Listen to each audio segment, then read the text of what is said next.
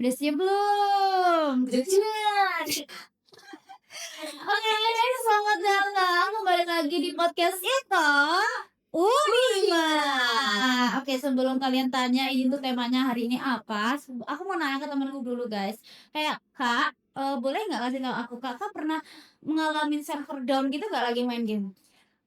Pasti pernah ya, pasti nggak cuma aku doang ya, pasti ada teman-temanku yang pernah mengalami itu. Dan siapa sih yang nggak kesel, udah susah payah grinding, tiba-tiba connection loss, Iya pasti kan? sebel banget kan kak. Benar, tapi sekarang sama kamu bayangin deh Kak, kayak itu tuh terjadi bukan lagi di sistem game gitu, Gimana? tapi di sistem pemilihan umum negara kita.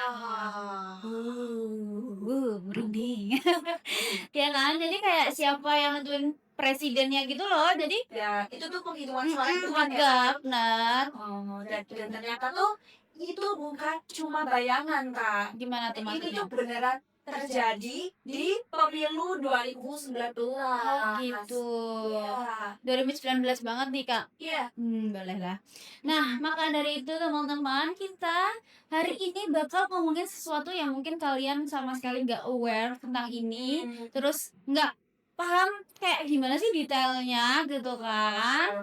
Jadi inilah dia tema kita pada hari ini, yaitu serangan cyber ke KPU tahun 2019. Duduk yang nyaman karena ini bukan duo pengacara, Bukan juga duo racun. tapi inilah dia duo Thomas.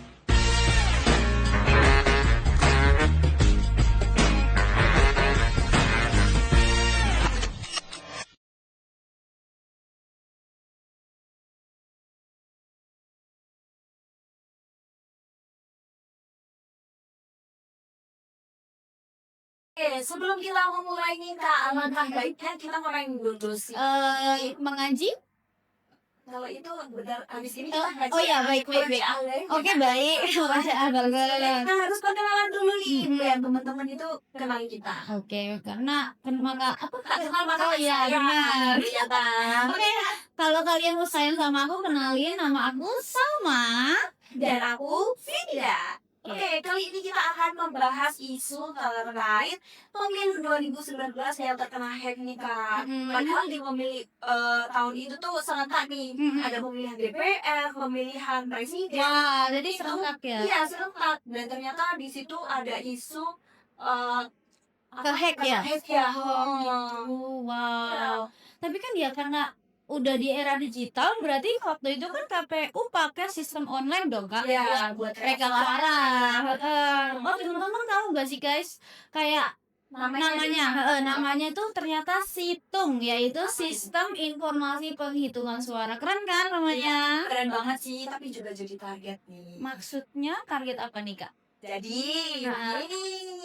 Jadi Badan Siber dan Sandi Negara atau BSSN itu mengumumkan bahwa selama pemilu 2019 berlangsung, server KPU itu pernah diserang sebanyak kurang lebih 28,8 juta kali. Wow, apa itu? Itu angka apa itu? Kayak 28,8 juta. Ada komanya gitu kan kayak ya banyak banget. Itu tuh kalau bayangin aja kalau aku kayak nge-DM gebetan aku selama 3 hari aja tuh kayaknya udah dianggap spam loh sama gebetan. Iya. Apalagi ini ya 28,8 juta. itu spamnya spam Gitu kan ya. Ini ya. Dan terasa lagi nggak, dan sebagian besar serangan itu dalam bentuk malware.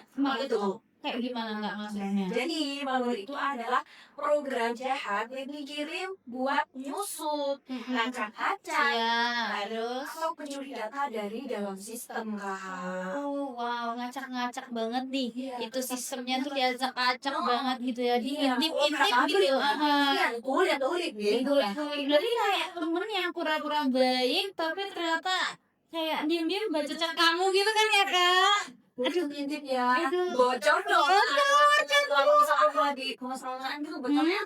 Bocor lah. Gitu sih analoginya ya. Dan yang ini tuh kayak akurat banget sih sebenarnya.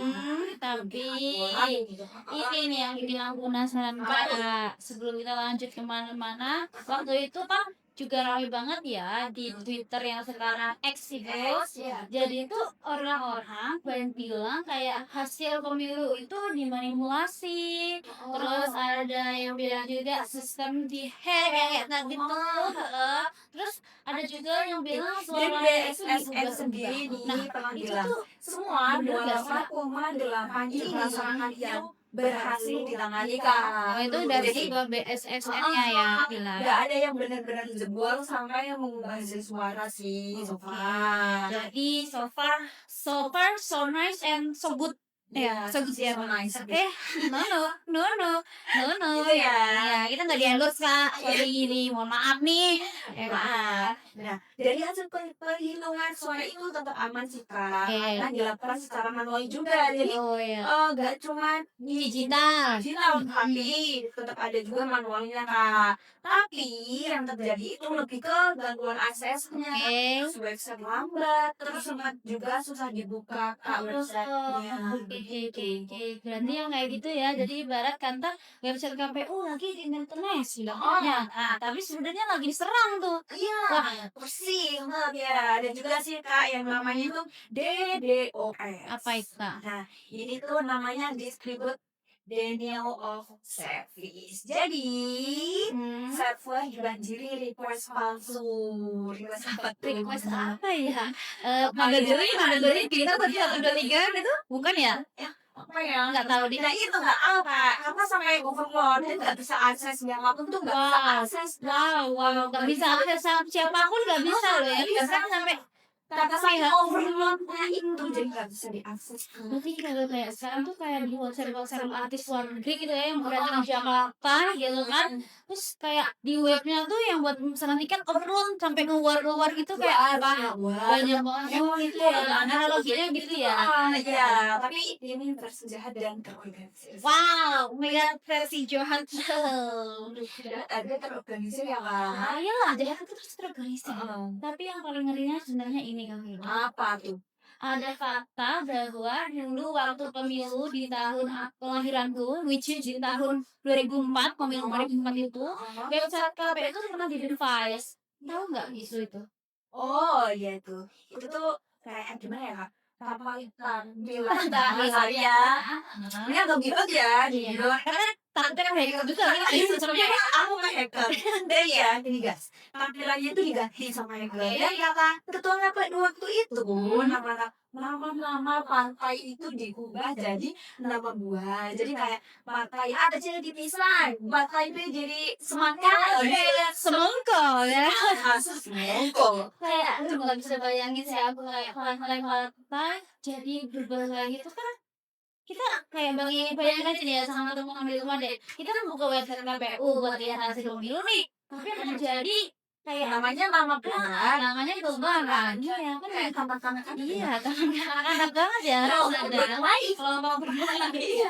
oh ya, tapi tunggu dulu nih ini kan soal server pemerintah nih ya kan nah terus kita sebagai rakyat biasa nyambungnya di mana kak? Nah ini yang sering luput dibahas nih. Oke, baiklah kita bahas sekarang. Kita bahas. Nah, salah satu bentuk serangan di pemilu 2019 itu bukan cuma server Kak, Oke. tapi juga ke penyebaran hoax secara masif. Wow. Nah, ada data dari Kominfo itu mencatat dari Agustus 2018 sampai Maret 2019 itu ada kurang lebih 1.224 hoax yang teridentifikasi terkait isu politik tersebut ya Mak. Wow.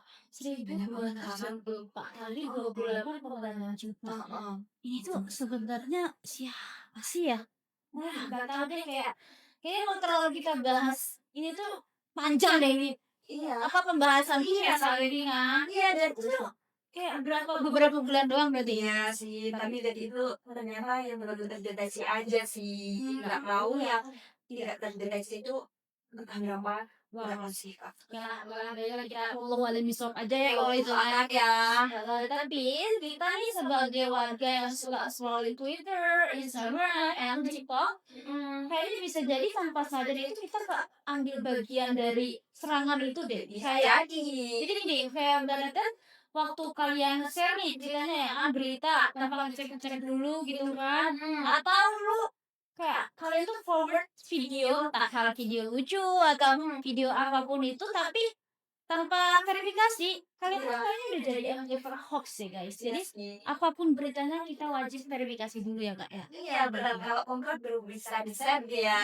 Tapi itu tuh kayak aku jadi frustrate gitu. Aku juga pernah sih Kak share-share postingan gitu, nggak tahu itu real atau bukan, tapi udah aja gitu. Karena kayak aku, wah menarik, Langsung share, itu tuh banyak banget yang masih kayak gitu ya. Nah, itu yang disebut sebagai operasi informasi. Jadi, bagian dari serangan cyber yang nyasar langsung ke kepala kita, bukan cuma nge-hack server guys, tapi sekarang tuh udah nge-hack cara kita berpikir juga loh. Jadi hati-hati, jadi harus bener-bener kita diasah terus kemampuan otaknya, kemampuan berpikirnya gitu kan. Sebagai ya manusia katanya digital information ini kan. ini tuh apa ya, kasus yang sangat seru ya. Tapi bener sih masuk akal Masuk juga sih. akal kan, ya kan? Oke lah, yang kan ada di sini nih. Apa sih Kak? Oh, baiklah kalau kita anak penting ngurusin yang banyak banget itu ya ribuan itu jadinya kita masuk ke game. Game-nya gampang banget sekarang kalian di rumah juga bisa ikutan ke kita ya. Ya, ya saat komen-komen ya. Bayangin kalian itu adalah apa ya yang punya sistem pemerintah gitu ya yang Punya yang mengelola lahan gitu iya, ya. Ternyata kalian itu gimana ya, udah dikasih amanah, tapi ternyata malah kena hack. Nah, itu kalian bakal ngapain sih gitu kan. Mungkin pertama ngembangin infrastruktur kali ya Kak, kalau aku. Kalau gue nih, gue banget nih, kalau Capek gue itu deh.